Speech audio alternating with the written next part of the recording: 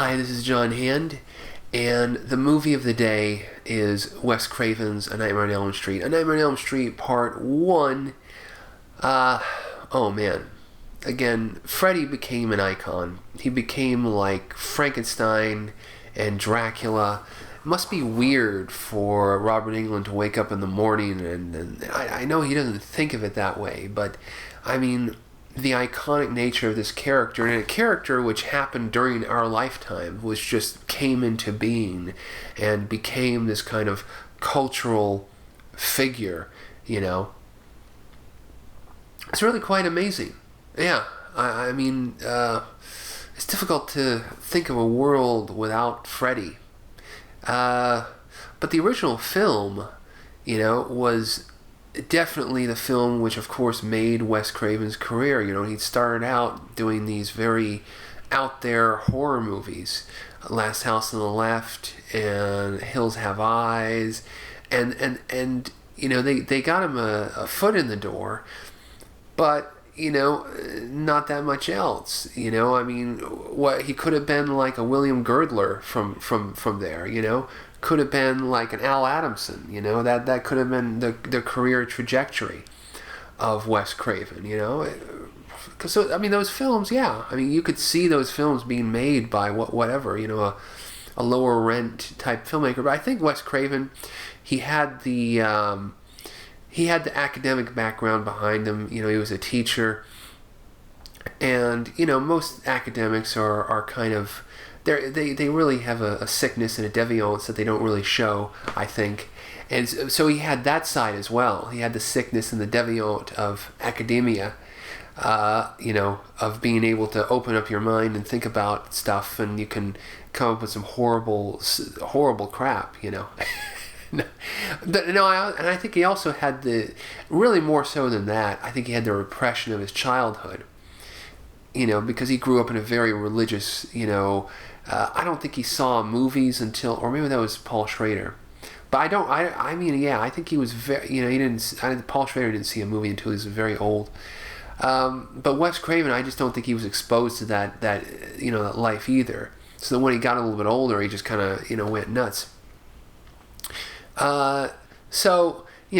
made Last House on the Left, Hills Have Eyes, and some TV movies, and then this film, which is just an explosion based on a series of newspaper articles about these Cambodian refugees who were dying in their sleep. And then Wes Craven, when he was a kid, there was this old homeless guy who freaked him out. He looked out a window of his bedroom and he saw this creepy dude who apparently resembled what Fred Krueger became. So all of these things came together in the early 80s to create a horror masterpiece. Heather Langenkamp, Johnny Depp, all of the original actors in that film, very young actors playing, teenagers. They're a few years older than they should be, really, but the film just feels right. It feels good. It has a rhythm and it has a flow. The concept is very easy to grasp. A dream killer who is the collective. This killer is somehow the collective guilt of this, middle America. Every town has an Elm Street. Maybe every town has a dark secret. And that's the dark side of the American dream is Freddy, this evil guy who they've swept under the rug, but is somehow, coming in through the astral plane and is killing their progeny. Oh wow! I mean, what a deep concept, what a heavy concept, and yet what a concept that's so easy to grasp. I mean, there have been dream killers. There have been movies about people who are killed in dreams, and like movies like The Slayer. Really obscure horror films, and so I mean, the idea wasn't necessarily 100% new. But what Wes Craven brought to it is he brought the culture and he brought the style to it, and the method of storytelling is just a very polished work. Of course, you've got the special effects of David Miller, which are very underplayed. I mean, at this point, Freddy was still in flux. He's very much in the darkness. He's very much this kind of shadow figure. We don't get any much more serious, scarier character. Still a pedophile and a child molester and an evil person, which, of course, throughout the subsequent films, that would kind of lighten up.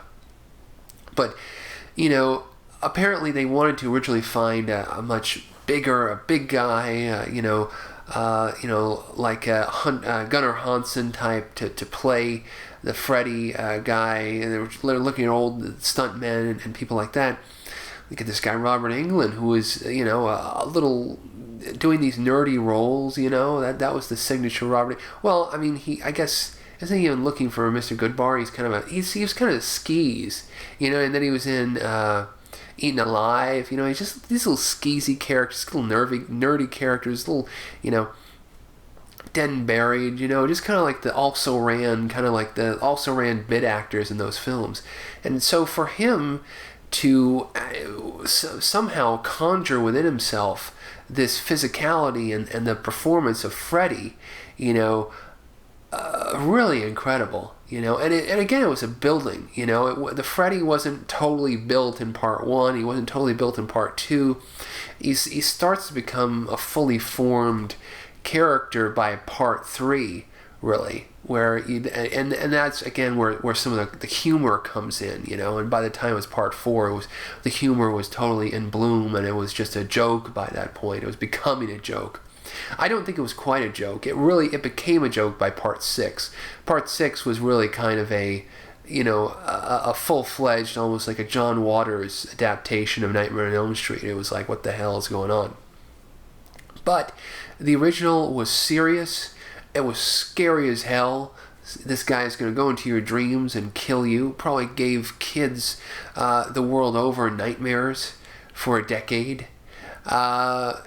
The soundtrack by Charles Bernstein is synthetic, is underplayed, is brilliant, is one of the great synthesizer soundtracks of the era. It is so evocative and is so part of Freddy that some of the because it went to that original score was great, and then part 2 was more of a Christopher Young, who's a brilliant composer, did this very kind of string score, this very early Christopher Young score, which was okay. It was overplayed. It was the obvious scary string horror movie soundtrack, and that's not what the original score was about. It was more of the kind of ambient, kind of dream stuff with some themes and almost kind of evocative of like a fairy tale and a nursery rhyme. Of course, the 1-2 Freddy's Coming for You, putting that to the eerie, slow music of Charles Bernstein's original score was great. So I'm going to stop now. I mean, it's just I could lob the brilliance. I could just lob compliments at it all day.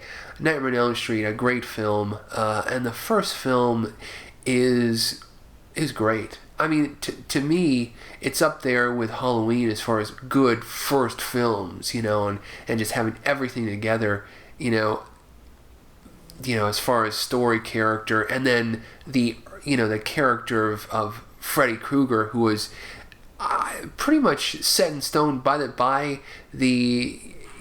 third film, fourth film. By that point he was becoming an icon, but this is just a great film.